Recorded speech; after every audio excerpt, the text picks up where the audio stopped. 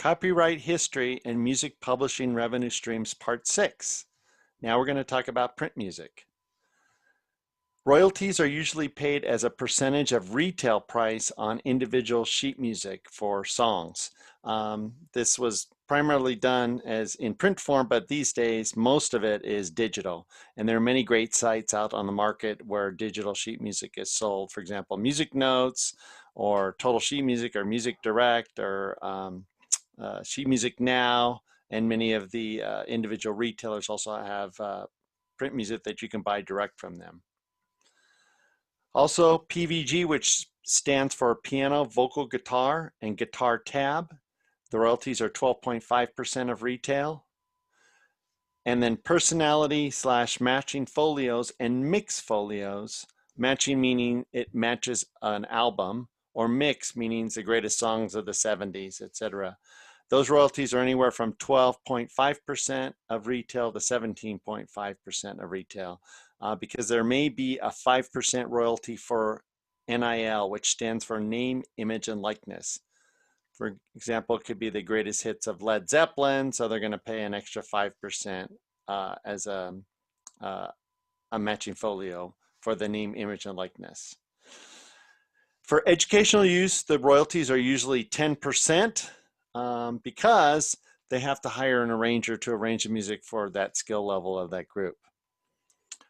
In the case of foreign sub-publishing, publishing companies, print publishing companies, or regular publishing companies reach out and they have deals with foreign sub-publishers to collect in the territory in which those foreign sub-publishers are located. So there are mandatory mechanical rights collection societies on an album basis outside the USA or Canada.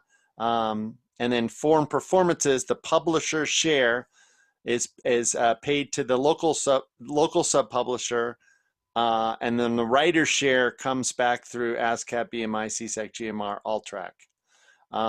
But the local sub-publisher will keep a percentage of the income there as their fee for helping the USA publisher.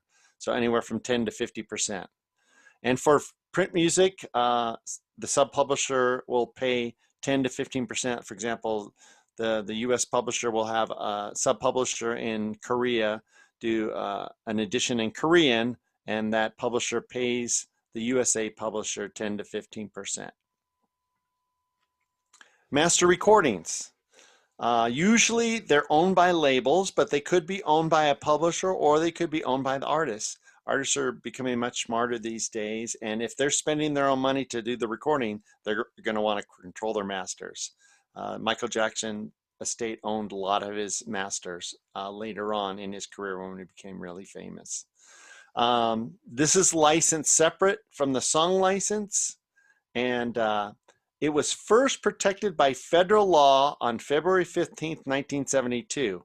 Before that, it was protected by state law, but federal law was February 15th, 1972, and there's been a lot of litigation on this topic, but now it is protected by federal law. A music library is also known as a production music house, and writers will get 100% of the writer's share, and then the publisher will get 100% of the publisher's share. And the synchronization percentage is taken by the library if they get that in sync. They'll also take a tune written by somebody and they'll retitle it, because in order to track a song through the system so the proper royalties are paid, it needs to have a unique title. So many times people write for these libraries, but the production library house will retitle it. Okay, and that's the end of number 6 section. We will continue with the story of Sony ATV for section 7.